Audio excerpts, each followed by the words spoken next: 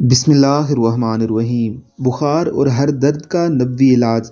عبداللہ ابن عباس رضی اللہ تعالی عنہما کہتے ہیں کہ نبی اکرم صلی اللہ علیہ وآلہ وسلم صحابہ کو بخار اور ہر قسم کے درد میں یہ دعا پڑھنا سکھاتے تھے۔